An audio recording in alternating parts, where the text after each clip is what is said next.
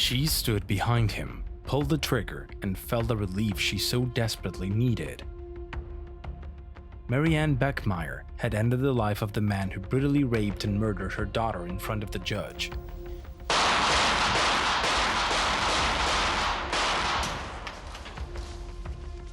The woman's prepared execution shocked the whole of Germany. While some supported her, others saw her as a criminal. But for Marianne, this was only the culmination of a plan that, more than giving her peace of mind, sought to end the life of the man who ended hers.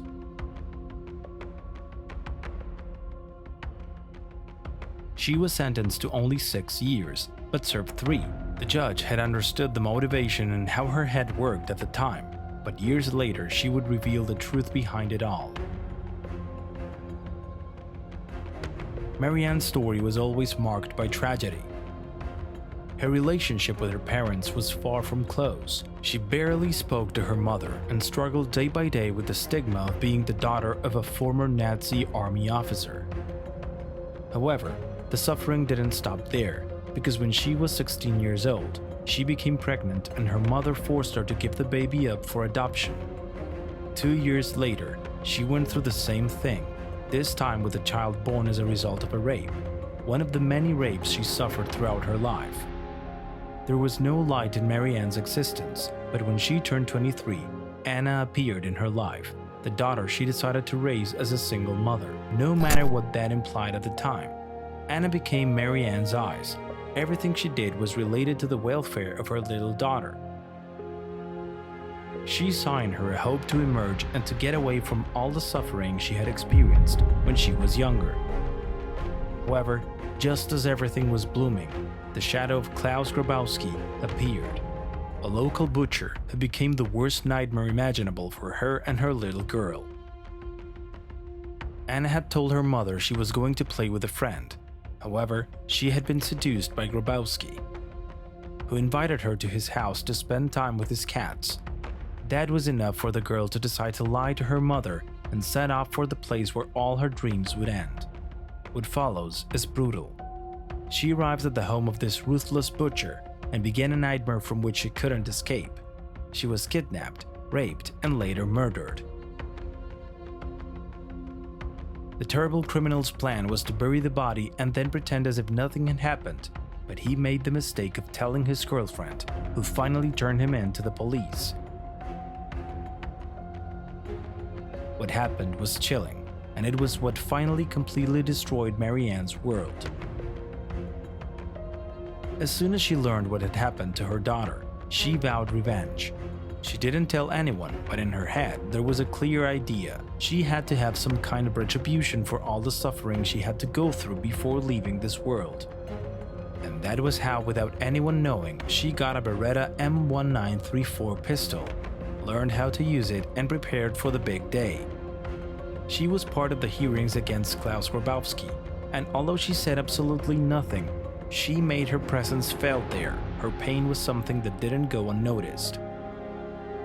Her time to participate would come on March 6, 1981. It was all set for her to testify against the man who had murdered little Anna in the most macabre way possible. But she had another idea in mind, a very different one. She arrived a little later at the court.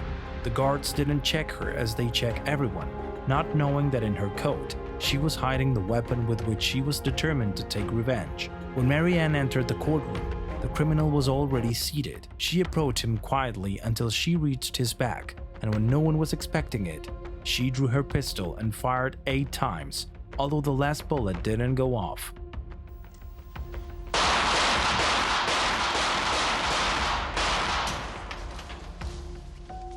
The image left everyone frozen, except for the guards who came to restrain her after her revenge.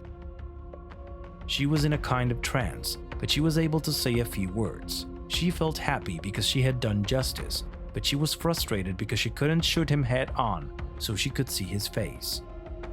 "Pig, he killed my daughter. I wanted to shoot him in the face, but I shot him in the back. I hope he's dead." Marianne decided to tell the investigators that she wasn't fully aware of what she was doing. However, no one believed her, that she hadn't practiced with the gun before using it. And it was there, among all the expert opinions, that she was asked to write something on a piece of paper to analyze her handwriting. That was a way to see if she was in a kind of trance or not. What Marianne wrote down shocked everyone. "I did it for you, Anna," along with 7 hearts, one for each year that the little girl lived, as well as for the number of bullets with which she killed Klaus Grabowski.